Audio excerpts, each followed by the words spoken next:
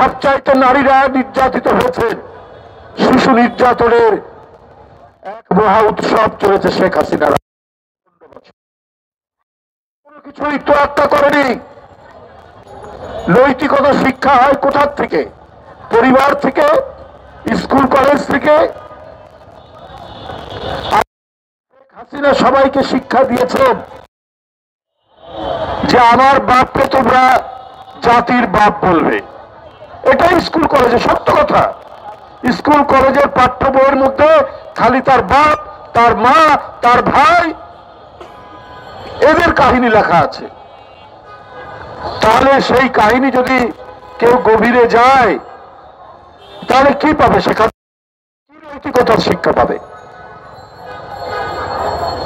শেখ হাসিনার ভাইয়ের নামে ব্যাংক ডাকাতির অভিযোগ রয়েছে, সত্য কিনা জানি না, তো অভিযোগ তো রয়েছে, মানুষ তো শুনেছে।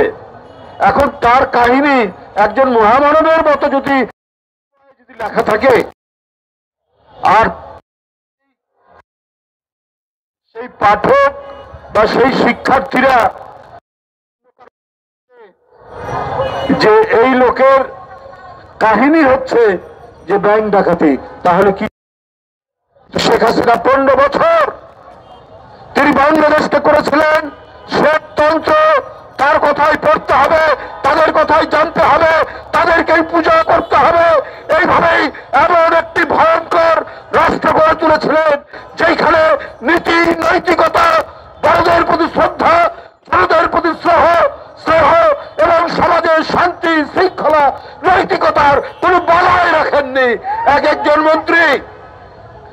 একজন মন্ত্রী আপনার লোটাস কামাল হাজার হাজার কোটি টাকা ব্যাংক থেকে তার সবাই ছুটে গিয়েছে এবং তার আইনি দায়িত্ব নিয়েছেন স্বয়ং ভারপ্রাপ্ত চেয়ারম্যান। বন্ধুরা আমার কথা হলো, সরকারের প্রতি আপনার পুলিশ বাহিনী আছে। যখন ঘটনা ঘটে আমরা কি করব? আমরা দেখছি অপরাধীদেরকে ছাড় দেওয়া হবে না। আরে অপরাধী অপরাধ করার আগেই যদি আপনার আইনের প্রয়োগ ঠিকঠাক মতো হতো, আইনের শাসন প্রয়োগ করা হতো, তাহলে এই পরিস্থিতি হতো না। বন্ধুরা আমরা শুনি ডিসি অফিস, এসপি অফিস, মন্ত্রণালয়, বিভিন্ন জায়গায় নাকি ছাত্ররা গিয়ে, যারা বৈষম্য বিরোধী ছাত্র, তাদের প্রতি তো আমাদের কৃতজ্ঞতা রয়েছে, তাদের প্রতি তো তাদের অবদান তো আমরা ভুলি না। কিন্তু তারা যদি ডিসিকে নির্দেশ করে, তারা যদি এসপিকে নির্দেশ করে, তারা যদি ডিসি এসপির ঘরে বসে থাকে, তাহলে আপনি আইন প্রয়োগ হবে কি করে? আরে ডিসি এসপি অন্যায় করলে আপনি ক্যাম্পাসে তার প্রতিবাদ করুন। আপনার জায়গা ক্যাম্পাস, আপনার হাতে বই থাকবে।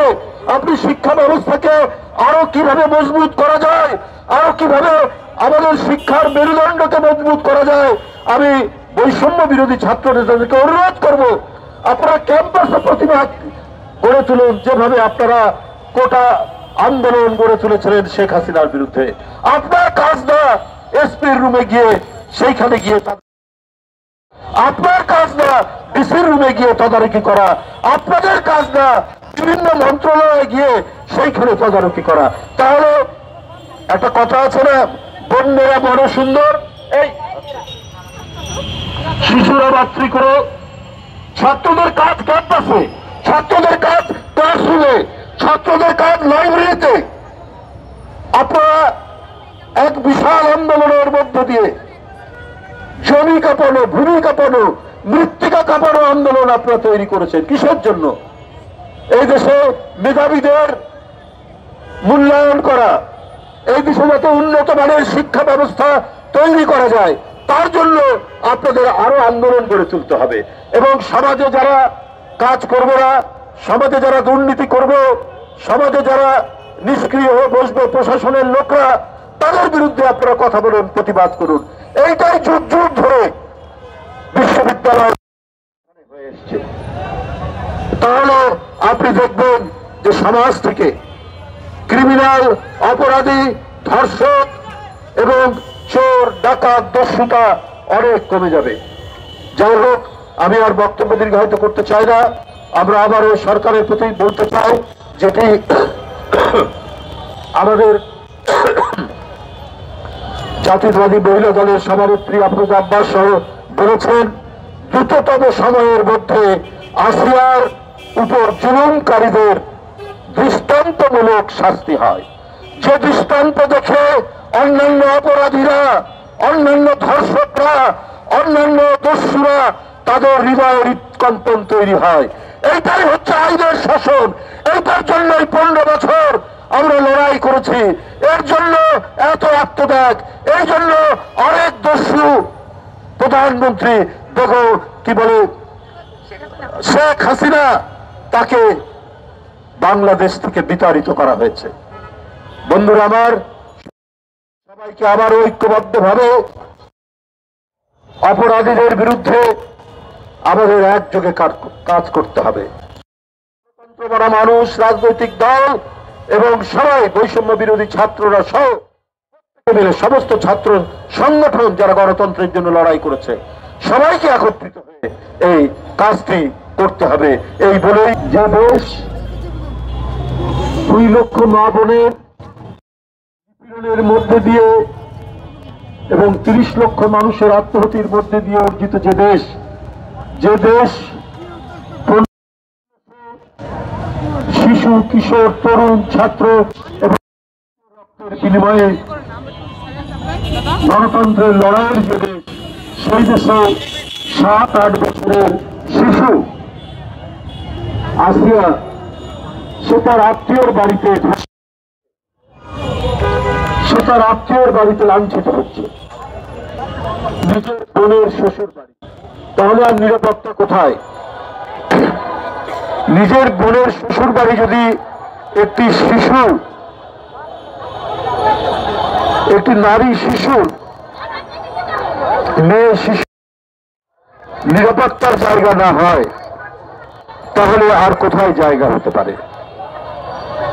এখন তো শেখ হাসিনা নেই, এখন তো আওয়ামী লীগ নেই, এখন তো যুবলীগ নেই, এখন তো ছাত্রলীগ নেই। তাহলে কার সাথে জড়িত? কারাই দুষ্কর্মের সাথে জড়িত? কারাই কলঙ্কিত, হিংস্র, ঘৃণ্য অপরাধের সাথে জড়িত? আমি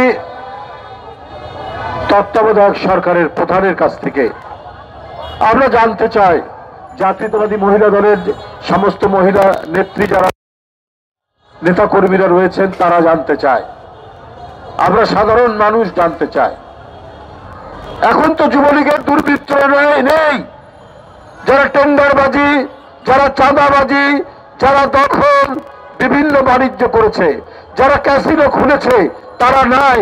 তাহলে এই দুর্বৃত্তদের কিভাবে জন্ম লাভ করছে? যে শিশু তার বোনের বাড়িতে নিরাপদ নয়, আর কোথায় নিরাপদ হবে? আর কোথায় তার নিরাপত্তার জায়গা থাকবে? নিরাপত্তার জায়গা থাকতে পারে না।